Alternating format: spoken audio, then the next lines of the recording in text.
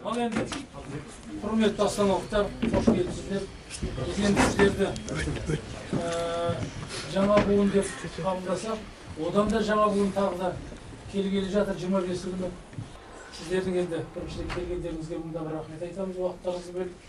Бұл деген өмір бақи таңдап алған үлкен бір қиын да қызықты мамандықтың бір парасы ғана.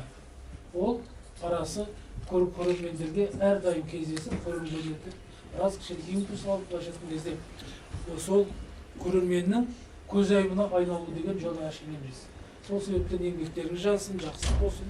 Біріншіден студенттер бұл азаматтардың барлығы біразы бұлай дегенде негізі барлығы осы академияның түлектері қалай оқыды, не болды, қалай құрылды дегенде мінекей осы жерде мінекей ислам ағаларым отыр.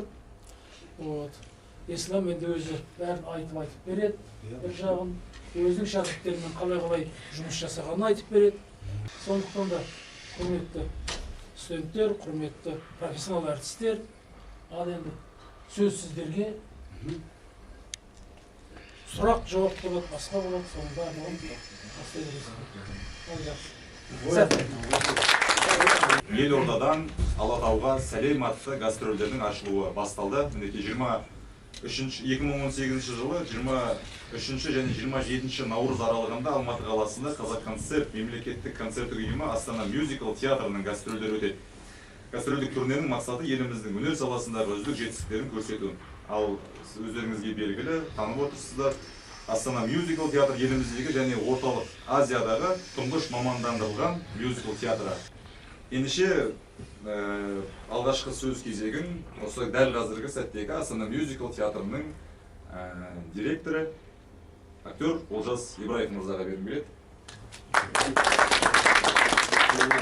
Басынан бастап жатыр, негізі Астана мюзикл театры барлықтарыңызды көргеніне өте қуаныштымын. Мына жерде отырған әртістердің біздің мюзикл театр негізі осы өнер академиясы мен Астана қаласында Қазақ ұлттық өнер университетінің студенттерінен құрылған, студенттері бар, әлі оқып жатқан. Және Селезнев атындағы училище, хореография училищенің, кейін хореография академиясы соның студенттерінен құрылған. Бірақ негізгі бөлігі ислам бар. Айтып жатыр қой, ең басты себеп болған демеу болып көрсеткен бізге негізін осы қай жыл екенін мен қазір қателесем, бірақ ислам біледі. Осы өнер академиясының ішінде инициатива білдіріп, осы Қазақстан Республикасының мәдениет және спорт министрі Арыстанбек Мұхамедиұлы мюзикл әртісінің мамандығын ашылу туралы өзі инициатива болды. Сонан мюзикл әртісінің мамандығы болып ислам бастады. Кейін 2016 жылы биыл 2-ші маусымын ашып отырған еліміздің ең жас театры Астана мюзикл. Биылдан бастап, қаңтар айынан бастап Астана мюзикл мемлекеттік театр.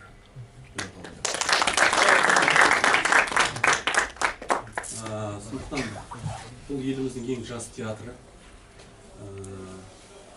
Өздеріңізбен бірге оқыған,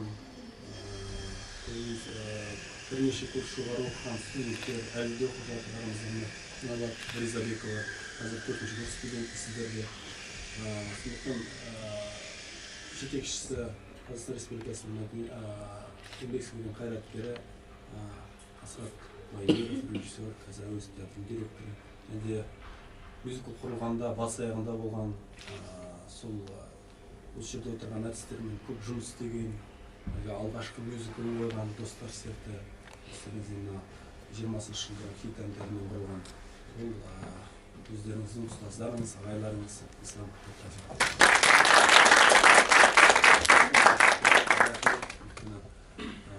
исламның мюзиклдарынан шынымен ашқан болатын бұл театр. Өзім ол кезде көрермен ретінде барып көрген, өте таңғалған. Өйткені біз үшін бұл жаңа бұл мюзикл бұл алғашқы рет қойылып жатқан жоқ Қазақстанда. Мен оның алдында мен Төлеген Мұхамеджановтың жүрегін көргенмін. Ол жаңа емес, дегенмен де Орта Азиядағы стационарды алғашқы театр Астанада, осы Астана мюзикл мемлекеттік театр ашылды деп айтыламын. Енді бүгінгі таңда бізде репертуарымызда бірнеше мюзиклдарымыз бар. Атап өтсек, жаңа шымылдығымыз ашқан исламның мюзиклы «Достар сиярты», кейінгі «Ер төстікті» қойдық. Мюзикл әлеміне саяхат деп мюзиклдардың үзінді қойдық. Кейін мына өздеріңізге белгілі әлемдік мюзикл Жерар Пискервиктің Ромео и Джульетті мюзиклін қойдық. Осы экспо кезінде мәдени бағдарламасы аясында. Және де сол мәдени бағдарламасы аясында Астана менің махаббат мюзиклді қойдық. Қыз жібекті қойдық, этнофольклорлық мюзиклына арнайы сол проект болатын бізде Европаның 5 астанасы деген. Сол проектке арнап Қыз жібек этнофольклорлық мюзиклін қойған. Қазіргі таңда ислам сен істегенде қанша артист болды?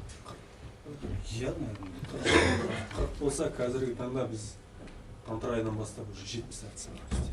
70 артист бар. Ең үлкеніміз 26 жаста, қалғандардың бәрі жас.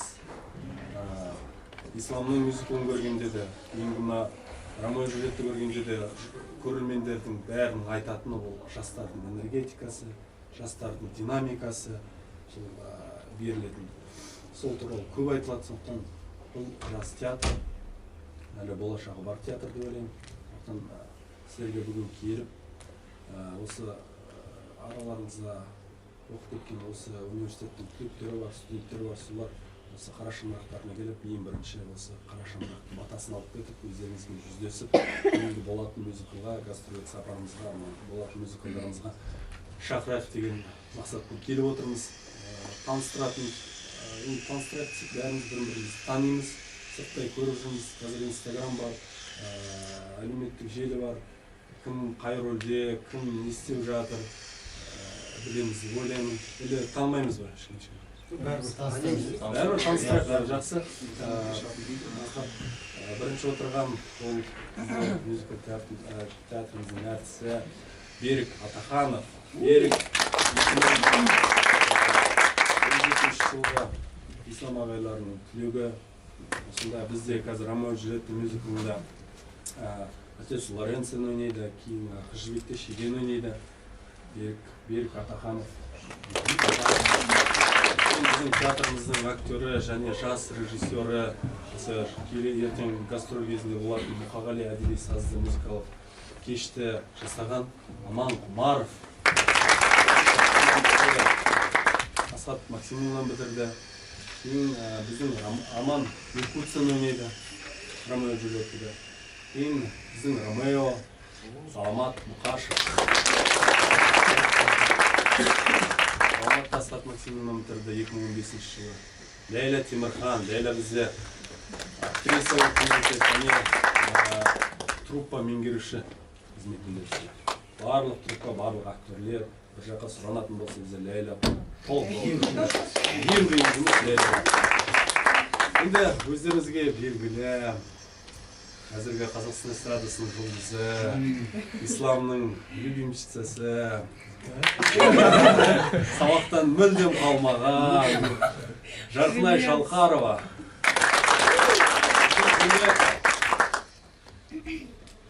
Осы университеттің қазіргі таңда әлі студенті,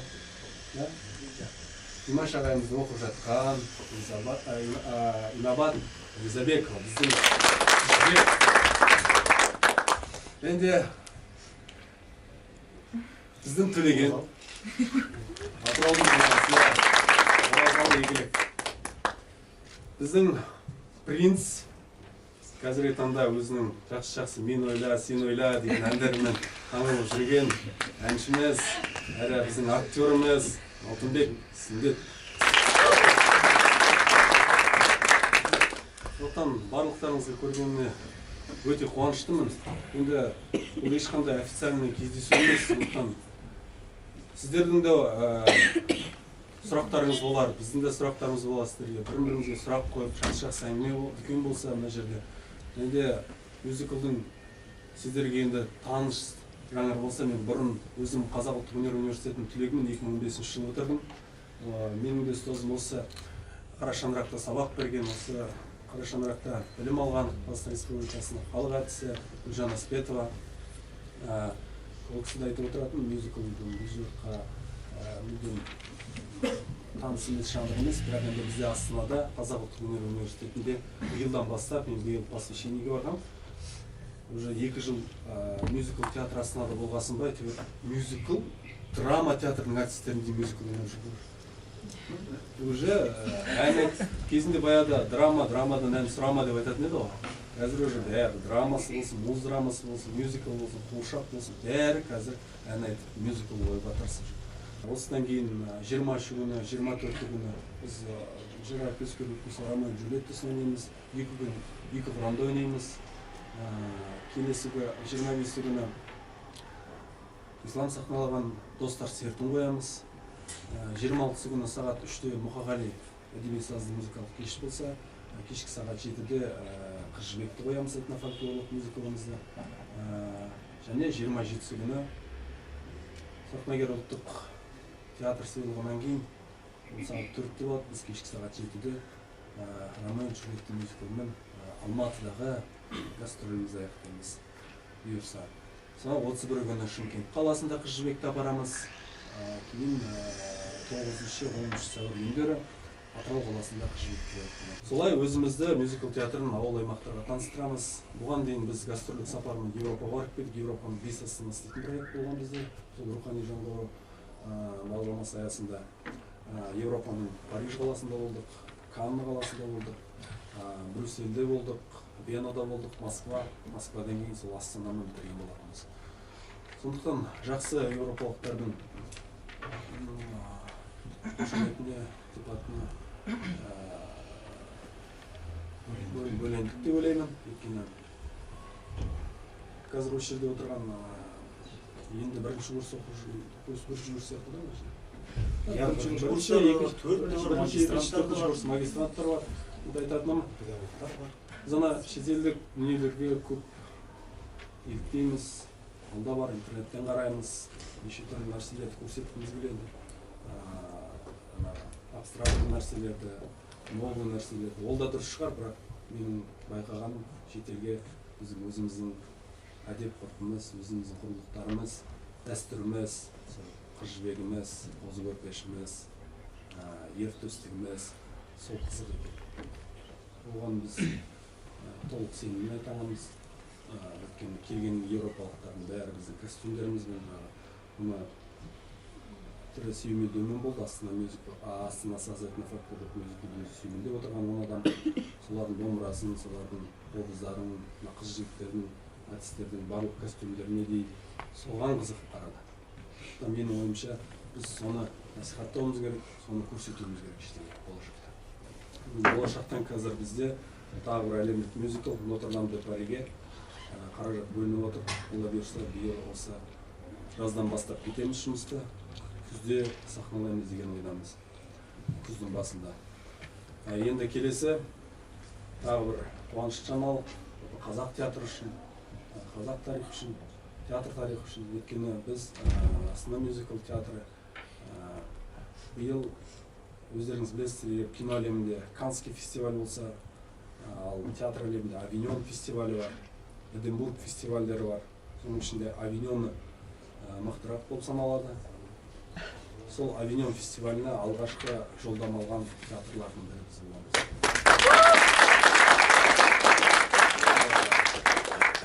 Шілде айының 6-сынан 21-не дейін Франция қаласының кішкентай қаласы бар, Авиньон дейтін театр қаласы деп аталатын. Сол қаласында 3,000-2,500 театр келеді, әлемнің түкпір-түкпірінен. Сол театрлардың арасында бұйырса бізде өз өнеріміздің қазақ театры өрнегінің жалпы Орта Азия театрларының ішінде біз алғашқы рет жолдама алып отырған театр боламыз. Сол өз өнерімізді көрсетеміз деген, жақсы жағынан көрсетеміз деген ойдамыз. Ол болашақтың жоспары, бұйырса әлі де бөлісе жатармыз онымен. Пока жоспарда осы 2 үлкен проекті. Одан басқа да ауыл аймақтарға, қалаларға біздің гастрольдеріміз бар. Ол енді сол кезде айта жатармыз, бірақ қазіргі нақты жоспарда осы 2 проект. Авиньон, Нотр-Дам де Пари. 23-27-сі Мұхтар Әуезов атындағы мемлекеттік академиялық қазақ драма театрына шақырамыз. Шыны керек, енді осында отырған жігіттер, қыздар осыдан 1 жыл бұрын, 2 жыл бұрын тура сіздер құсап ар жақта отырды. Тура сіздер құсап қағанатқа барып тамақтарын ішіп жүрді. Тура сіздер құсап чешки мен жазовкалар қайда жатқандарын білмейді. Бірақ бүгінгі осы деңгейге жетіп отқанның бір ғана нәрсесі бар, ол үлкен еңбек. Иә, ол еңбек кейде результаттарын жақсырақ береді, кейде ол результаттар біз қойған бір деңгейге жетпей тұрады, бірақ ең бастысы мен нақты айта аламын, адал еңбектің үстінде жүрген қыздар мен жігіттер, өйткені қаншалықты үстеріне үлкен жүк артылып тұрғанын нақты біліп тұр. Бұл жігіттер мен қыздар мен барлығын бірінші курстан бері танымыз. Жаңа айтып кеткен 2016 жылы бәріміз билет алдық та Астанаға келдік, қайда не болатынын ешкім білмейді. Центральный концертный зал Қазақстанға келдік. Соның ішіне кірдік та мюзикл бастаймыз деп. Достар серті деп аталады деп оны да ойлаған жоқпыз. Бақыт Қайырбеков либреттосын жазып берді. Анас Бағдат артымыздан келіп, сол либреттоны мюзиклға ыңғайлап соны жазып отырдық. Түні бойы жазып отырамыз, таңертең оның читкасын жасаймыз. Түстен кейін оны сахналап көреміз де, кешке ол жарамайтынын түсінеміз. Түнде қайттан соны жаза бастаймыз. Параллельно осы жерде Артур Оренбургский деген композиторымыз барлық музыканы аранжировкасын және қалған әндерін жазып отырды. Оның тональності осы балаларға келе ме келмей ме деп. Біз негізі 18 айда жасалатын жұмысты 3 айдың ішінде соны бітірдік. Неге дейсіздер ғой, өйткені 6 есе артық еңбек етуге тура келді. Енді осы жерде сол моментте емделіп жүрген адамдар да бар. Өйткені шынымен үлкен нагрузка болды. Достар сертімен шымылдық ашылды, жаңа кім олжасты айтып кетті, оны көрдіңіздер. Енді әрине жаңа гастрольдік неге олжас кетіп қалды деп ойламаңыздар, өйткені негізі гастрольге мюзикл шықпайды. Ол тек қана стационарды бір жерде ғана жүріп отырады, не болмаса, өйткені ол бүкіл техникамен, бүкіл барлық декорацияны алып келу, сол деңгейде оны жасап шығарудың өзі ол өте қиын. Қысқа мерзім. Сондықтан ертең енді келесіздер, енді біз барымызды саламыз. Сіздер көрген, сіздер ойлаған, интернеттен болсын, телевидениеден болсын көрген деңгейді, сол деңгейде одан артық қылуға барымызды саламыз. Өйткені қыздарды, жігіттерді барлығы түсініп отыр. Алматы өнер ордасы, бүкіл театрлардың барлығы қазір актерлардың, режиссерлердің, біздің осында отырған ұстаздарымыздың барлығы келетін, біз үшін, бәріміз үшін ең үлкен емтихан. Өйткені ертөстікке бізге 2-3 профессорымыздың келгеннің өзінде кәдімгі дірілдеп, қалшылдап жүргенде, мына жақта қазір толықтай зал осы профессорлардан тұрады деп ойлаймыз. Осында отырған енді первопроходцы, енді ойлап отырмыз, енді сіздер келесі толқын осы қыз жігіттердің артынан, не болмаса алдынан бірақ табылады деп сенемін. Солай болуға тиіс. Олай болмайтын болса, онда біз бір орында ғана болып қаламыз. Сіздердің де араларыңыздан топты жарып шығатындай, Ромеоны тартып алатындай, Джульеттаны ойнатпайтындай, Лоренцоны бүкіл рөлдерді кәдімгі жұлып алатындай сіздердің қазір нақты мақсаттарыңыз болу керек деп ойлаймын енді. Өйткені мүмкіншілік бар, барлық ашықтан ашық, сіздер келесіздер, кастингте солай жүрді. Әрқайсысы келді, әнін айтты, тура сіздердің вступительный экзамендерін тура солай болды. Солай болады деп ойлаймын. Енді басқа ешқандай не жоқ. Сондықтан осында отырған қыз жігіттерге бәріне үлкен сәттілік тілейміз. Енді арасында енді сіздер сұрақ қойыңыздар, бір күлкілі жағдайлар деген көп нәрсе болды, ондай моменттер көп болды, қандай қиыншылықтар болды деген сияқты сұрақтар. Мүмкін конкретно бір рөлдерге байланысты, өйткені сіздерді Ромео и Джульеттің барлықтарыңыз білесіздер, рөлдеріңіз оны фанаты болып кәдімгі тыңдап жүрсіздер, қандай қиыншылықтар бар, конкретный, кәдімгі профессиональный сұхбат жүргізейік. Бұл жігіттерді, қыздарды ашығынан кәдімгі өтірік айтпай жол керек деп мен сенемін.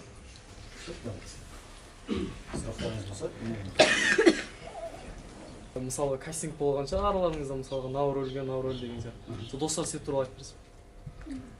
достар серт енді шыны керек енді біз кезгенде 13 бала мына жақтан шықты. Саламат ол кезде кәдімгідей уже неде жұмыс істеп жүрді, Ақтөбеде жұмыс істеп жүрді, біреулер театрда жұмыс.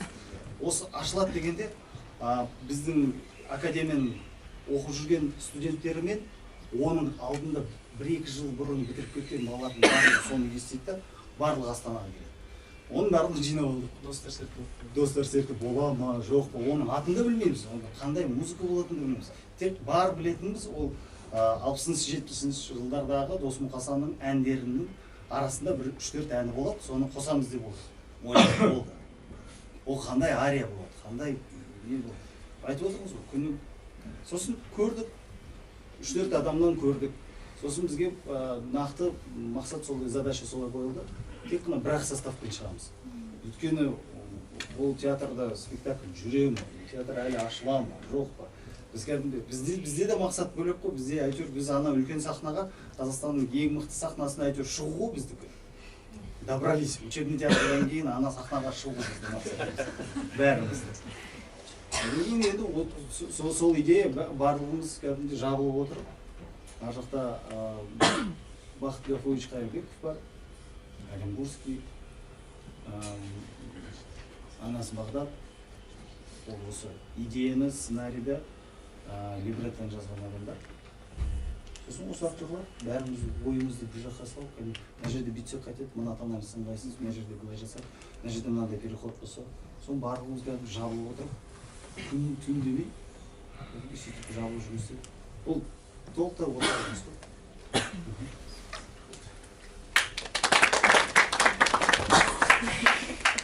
Сұрақты сізге ойын өтіп Рамай ағаға.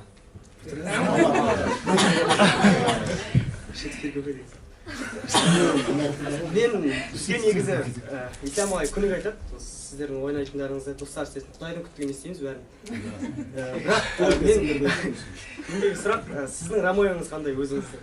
Неше түрлі Ромеолар бар, біз көріп жүрген, жалпы интернеттен көрген өзіңіздің және қандай подходтар жасадыңыз, сізге қаншалықты қиын роль жайында сұрап. Рахмет.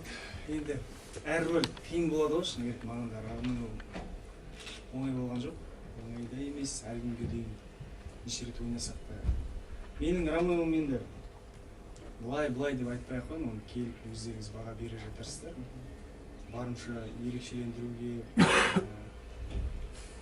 өзіме табиғатыма келтіріп істеуге тырыстым. Сол ең басты адал махаббат, 16 жастағы бала арасында геройды ойнамауға тырыстым. Қолына екеде ма, келмей ойнады. Қарапайым жігіт, ашық болған бала, жас бала. Енді оны мен қазір былай істеймін деп айта алмаймын, оны өздеріңіз көресіздер. Бір айтатыным жаңағыдай бүйтіп тарелкаға қойып бүйтіп ұстап тұратын Ромео емес. Кәдімгі жылайды, шынымен қайғыруға тырысамын. Мен білмеймін, біраз болды ғой, біз Ромеоны ойнамағанымызға да біраз болды. Бұл да үлкен сын, үлкен қара шаңырақта тұлғаларымыз ойнап кеткен жерде, ол сахнаға басып біз өнер көрсетуіміз, достар сертінің өзін қанша айдан бері ойнамайды. Әр спектакль, Қыз жібек болсын, қай спектакль болсын бізге оңайға түспейді. Өйткені бізді сіздер сияқты болдық та, бізде ертең барғаннан кейін сын көзбен студенттердің өзі кажется оңай сияқты болып көрінеді, біз де солай айтатынбыз. Не істеп жүр мынау, бірақ сахнада жүріп оны істеу, мюзикл жаңағы өздері оқып жатсыздар, білесіздер, сахнада сен и пластиканы ұмытпауың керек, сен режиссердің көкейтесің мақсатын ұмытпауың керек, еще вокал. Ең қиыны вокал. Үстіңде еще кожаный киім, ауа жібермейтін. Сондай өзінің қиындықтары бар, мен былай деп ештеңе айта алмаймын. Еще би. Еще достар сертіндегі темпо ритм енді ол. Ол енді тырысамыз, сол жаңа ағай айтып кеткендей, сол деңгейге жеткізуге тырысамыз. Өмірдегідей болады деп есептеймін. Театрдағы күнделікті өмірлеріңізді айтып берсеңіздер қызықтарыңызды. Әнмен жеткізіңіз. Жалпы жұмыс қалай басталады ма? Иә. Жұмыстың қызығы көп қой. Ләйлямен басталады. Азан менің звоногыммен басталады. Жалпы жұмыс уақытыңды енді сіздер актер болғаннан кейін білесіздер ғой, жалпы академия кезінде оқыған кезде де біздер түнімен күнімен жүре береміз, оны бір түсінсе бір түсінбейді. Басқа стандартный, басқа вуздардағыдай емес. Дәл сол режим бізде де қалған. Премьера кезінде болатын болса, біздер күн демей, уақытқа қарамай, түн демей жұмыс істей береміз. Кішкене семейныларға қиын, бірақ сонда да енді осы мамандыққа келген кезде, осында оқып жүрген кезде біз оны түсіндік, солай екенін, түнімен дайындалатын деген сияқты. Соған байланысты біздер уақыт кейде 9-да, кейде 10-да, бірақ дәл қазіргі уақытта 10-да жиналамыз, азан уақытта. Ислам ағайдың өзінің салып кеткен сара жолы бар. Видео шығады сосын. Енді жаңағы қызықты, жаңағы өзіміздің жұмыстың барысын айтып жатырмыз. Кім кешігіп келеді, 10-дан 10 деген максимальный уақыт, 10-да кіреді, бізде карточкамен ұрылады, оның барлығы базада тіркеледі. Жалпы студенттерге қызық болғаннан кейін айтып жатырмын, күнделік бір күндік уақытта келеді, тіркеледі, 10-да залға кіріп үлгеру керек. Ондан 1 минут, 11-де кірген болатын болса, онда кешіккен уақытына байланысты приседания жасайды. Сіздерде бар шығар енді. Ағайдың. Сол ағайдың бізге кішкене өзінің салып кеткен тәртібі ең басынан мюзикл ашылған кезде. Сол нәрсе до сих пор традиция. Сіздер өздері жасайсыздар ма? Между делать. Жоқ, сіз жасайтын едіңіз ғой, біз кешіккендерге саламыз, нечестно деп айтатын едік қой сізге. Жоқ, мы делали вот так, мен өзім айтып өтейін. Ол менің курсым білет, обычно приседают не те, которые кешіп келген адам отырады, өзі санайды. Рекордтары қанша? Рекорд ағайдың кезінде болды. Қазір жоқ, солай жағы. Ол, в принципе, формаға кеде жақсы, разогревке де жақсы. Сол жалпы басталады, алғашқы күніміз біздің сол физически қалыпта болу үшін, жалпы актер денесі қалыпта болу үшін ең алдымен сол тренаждан бастаймыз. Үзбей жасайсыздар? Үзбей күнде жасаймыз. Күнде бізде бір күн тренаж болмай қалу деген нәрсе жоқ. Күнделікті тренаж болады. Тренаждан кейінгі уақытымыз ары қарай постановкаға қарай көшеміз. Постановка деген сол біздің спектакльдер барысында қойылған сахналарды би бойынша тазалаймыз, актерский тазалаймыз, соған арнаймыз. Сосын обедке 1-1,5 сағат уақыт беріледі. Әрі түстен кейін хор болады. Вокал болады, әрқайсысы индивидуальный өзінің вокалдарына барады. Мұғалімдер бар бізде жұмыс жасайтын. Дина Хамзина деген кісі бар, Айнагүл Төлегеновна. Сол кісілер вокал бойынша индивидуальный каждый актермен жұмыс жасайды. Сосын дальше постановка бойынша жұмыс жасаймыз, хор бойынша хорды тазалаймыз. Ол коллективный жұмыс болғаннан кейін уақытты талап етеді. Сол жерде отыруды, шыдамдылықты, сабырлықты талап ететін нәрселер. Солай күнделікті өтеді, сосын спектакльді прогондармен әрі қарай жалғастырамыз. Осылай жалпы біздің бір күндік өмір. Осы біздің театрымызда негізі жас театр болғаннан кейін осындай мүмкіншілік жасап жатырған Асхат Машимұлы Майемиров кісіміз көркемдік жетекшіміз болып табылады ғой. Ол кісі жастарға мүмкіншілік беріп жатыр, шыны керек. Оның бірі осы Ислам ағайдан шыққан Ақжол деген бауырымыз бар. Сол кісі қазір бізде хормейстер біздің жаңағыдай. Сол кісі өзі актер және де хормейстер жағын тоже жұмыс жасайды екі жақта да. Көптеген хорларды осы Ақжолдың өзі жасап жатыр. Сондықтан Ақжолдың да бұл мюзиклда жұмысын сенде.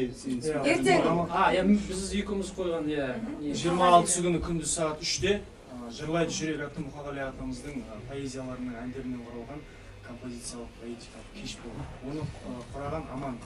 Өзі режиссураны бітірді, магистратураны.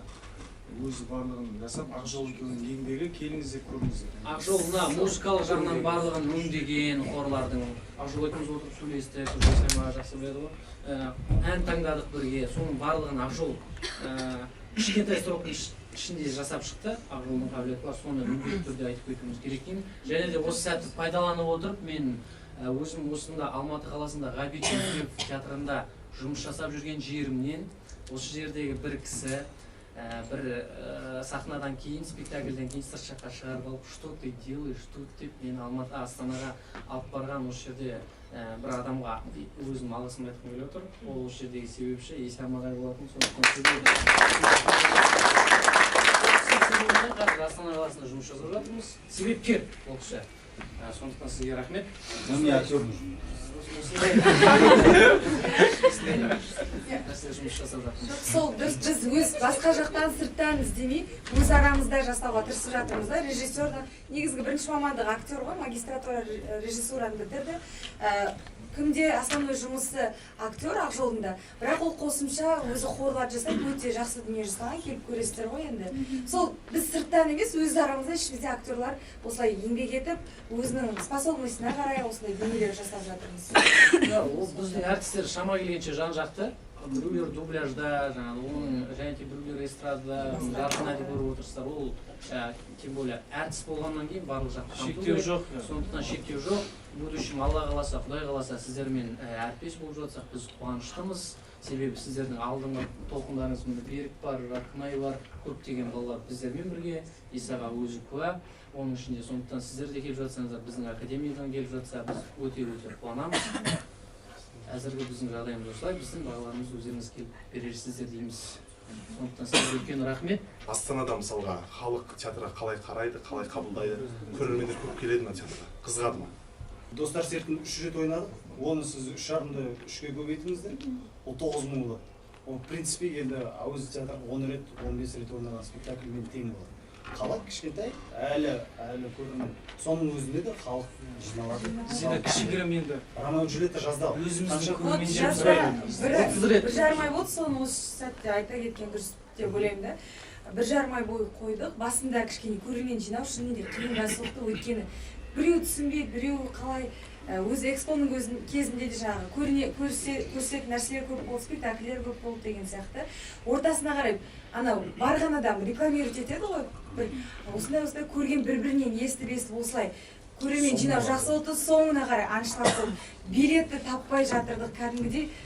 Неде кассадағы, неде бізді өзіміз актерлар бөліп тастады до такой степени, потому что біз не істеп тұрдық. Бір-бірімен қырыс болып кетті ана жерде. Неге көмектесті, кассаға көмектесті. Иә, өзіміз шығып кеттік, өйткені невозможно аншлаг болды. Сол последний бір 10 күнде солай болды. Инабатқа сұрақ қойғым келіп тұр. Сіз жалпы академияда қандай студент болдыңыз? Мен жалпы өзім жағы былай айта алмаймын ғой енді. Әлі де студент. Бірақ мен айта аламын, группамда староста болдым басында, шустрая болдым деп айта аламын. Белсенді болдым, сабақтан қалмайтын. Оны мен группаластарым отыр, ешқайсы отрицать ете алмайды қазір. Шындығын айтып жатырмын. Енді мақтағаным емес, сұрап жатқанын айтып жатырмын. Ал осы мюзикл театрына келетін болсақ, 3-ші курста бізге бәріміз группамен отырғанбыз, әңгімелесіп. Сол кезде достар сертінің ең бірінші бұл кісіге қойған кезде біз бәріміз шула кетті да, интернет біздің группада ең бірінші Доспол деген бала ютубтан көрді. Бәрімізге айтты, мә, ана мюзиклді көріңдерші, достар серті деген, біз ондай театрға бара алмайтын да шығармыз деп сондай әңгіме болды. Сол кезде мен ютубтан өзім өз басым 2 рет көрдім достар сертін. Содан қатты таң қалдым, барғымыз келді, бірақ мүлдем ойда болған жоқ. Жай бір рет әңгіме болды, біз ол театрға бармайтын да шығармыз, осында қалатын шығармыз деген ой болды. Содан бір күні бізге сабақ болады, Димаш ағайымыз айтты, би залына жиналыңдар, қазір кастинг болады, Астана мюзикл театрына Асхат Майамиров келіп кастинг болады деп. Біз бәріміз шокеміз. Сосын ол жерге біраз адамдар келді, драмадан да келді. Сол кезде айтты, мен тек муздрамаларды ғана қараймын деп Асхат аға бірден айтты. Драмадан біраз адамдар келген болатын, бірақ 1-2 адамды қарады. Сол жерде біздің курстан енді 6 адамды қарады. Басында 6 адам барған болатынбыз. Екеуі кейін денсаулықтарына қала жақпай деген сияқты қайтадан Алматыға қайтып келді. Қазір 4 адам осында жүрміз. Сол армандар орындалады екен, армандау керек. Ал Қыз жібекке келетін болсақ, Асхат аға басында біздің зав группаларға айтыпты, Инабат Қыз жібекті көрсін деп әндеріне дайындалды. Келгеннен өзі бір жаққа жұмыстармен кетті да, келгеннен көремін деп. Келгеннен кейін бүкіл әндерді тыңдады. Асхат ағаның көңілінен шыққан сияқтымын, бірақ жұмыс барысында қатты уайымдадым, қатты қорықтым. Себебі біздің премьерамыздың өзі Францияда, Париж қаласында Ля Транон деген театрда болды. қатты уайым болды. Асхат ағаның осындай берген үмітін ақтай аламын ба, шетелдіктер қалай қабылдайды деген. Шынымен де ұйқысыз түндер болды, уайым көп болды. Қыз жібекті шынымен Қазақстанда көп қойсаң, Қазақстанда сын көзімен қарайды көбісі. Себебі ол көп сахналанған. Өзім тырыстым басқаша алып шығуға. Енді 26 күні бұйырса келіп көрерсіздер. Бізде қиын болғаны ол Астана сазы фольклорлық ансамблімен біз жанды дауыста орындадық. Сол жағынан қиын болды.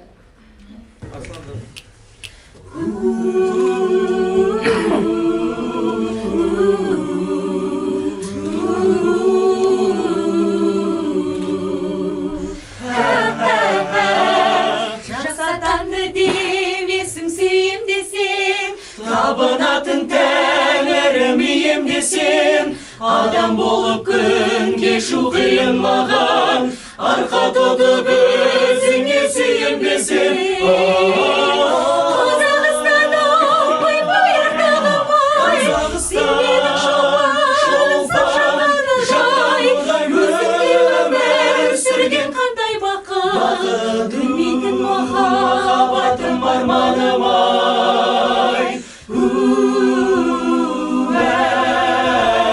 Сен менің жүрегім мен қанымдасың, жанымдасың, ұятым арымдасың, саған неге махаббат дамылдасың, тек сенің топырағыңды жамылғасың.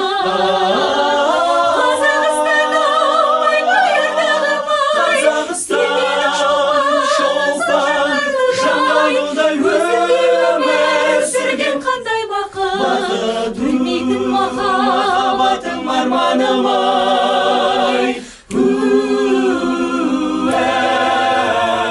Түсімде ерек, өзіңдесің дерек, сырым бар саған айтар ішімде көп, қомағай көзімді бір тойдар алмай, қорқамын бәр осының түсінбеді.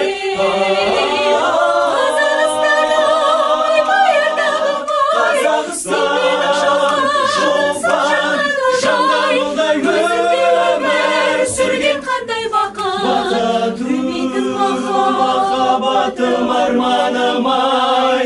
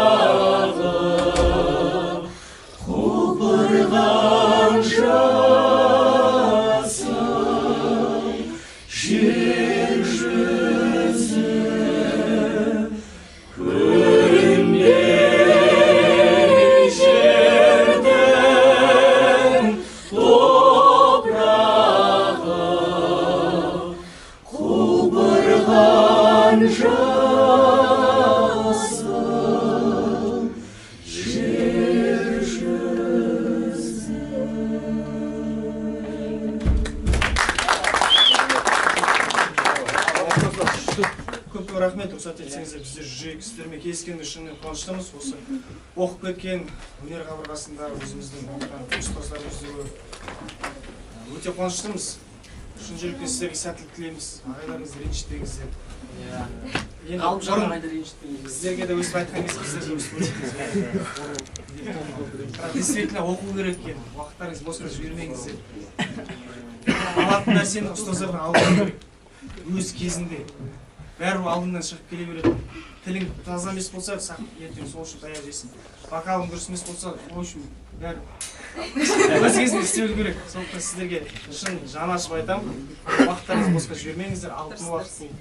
Бүкіл өнер тарландары шыққан осы жерден қазып қой енді өнерден қазып деп айтсақ артық айтпаймыз. Сондықтан осы жерде оқып жатқандарыңызға мақтан тұтып, сол өнерлеріңізді шыңдап, биік шыңнан біздің әріптесіміз болып, жаңа ағай айтқандай, бізден де асып кететіндей қазақ өнерін биікке шыңдап асқақтататын сендерсіңдер. Сондықтан қуаныштымыз сіздерге кездескендеріңізге. Сау болыңыздар.